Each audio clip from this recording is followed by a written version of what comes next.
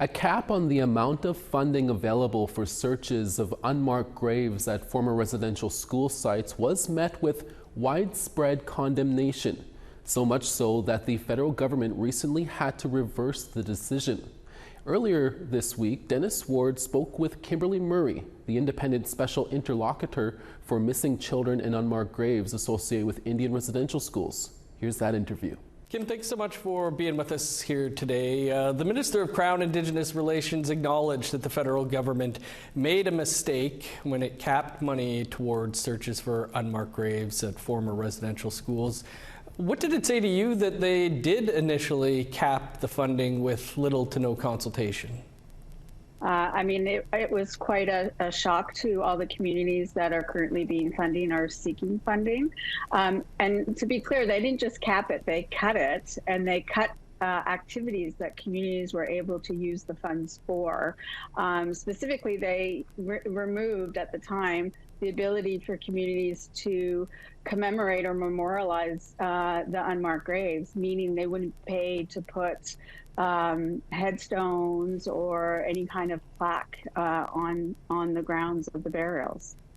What does removing the cap mean for communities? Do we have a sense of how many are doing this, how much money might be needed to complete the work?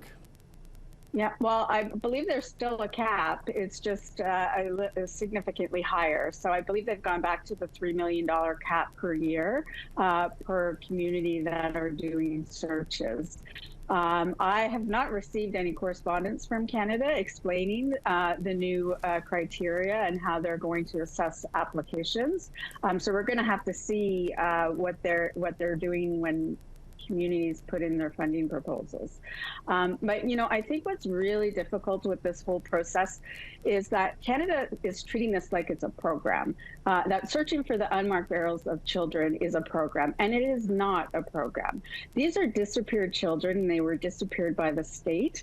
And the state, Canada, the federal government, has international legal obligations to support communities that are doing this work. It shouldn't matter how much it costs or how long it's going to take, because they have those international obligations to support this very sacred and important work. You've been digging through documents for many years that are many years old and seeing how Canada has the role that they've played in all this. Is this kind of a continuation of this, making this so hard to get the funding, not knowing what the funding can be used for, just really making it difficult, I guess, for communities out there? Absolutely. And when we talk about records, it's not just getting the records from Canada and the churches. There's many other archives that hold records. And so there should be no limit on how many archives you can go in to get the records to bring the data back to the community to help identify the children. As we mentioned, we're approaching the National Day for Truth and Reconciliation, and we mentioned you've been in the trenches with this for not just the last 2 years, but a pretty good chunk of your life. How will you be reflecting this September 30th? Well, I'm going to be out in Alberta, going to a number of gatherings that are being hosted by organizations and survivor groups, and speaking at those.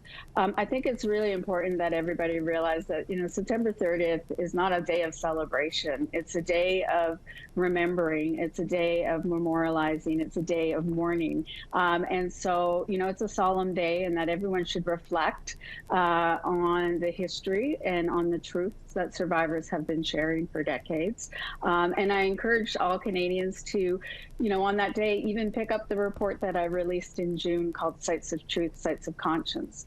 Read the TRC report and reflect on their lives and their role and importance in contributing to reconciliation. Yeah, you mentioned your other report there that just came out a couple months or so ago. Just really thorough and an important report. Your work is wrapping up soon with the final report coming, a final gathering coming. What do you think people should expect with that? Well, yes, my report's going to be released on October 29th, where I'll be making, as my mandate calls me to do, make recommendations for a new legal framework to protect the burial grounds of the children. So I will release that on October 29th, and then after the gathering, spend some time meeting with government officials and Indigenous leadership and survivors to speak more about the findings and the recommendations that I'll be making. Kimberly Murray, appreciate, as always, you taking some time for us here. Thanks. Thank you.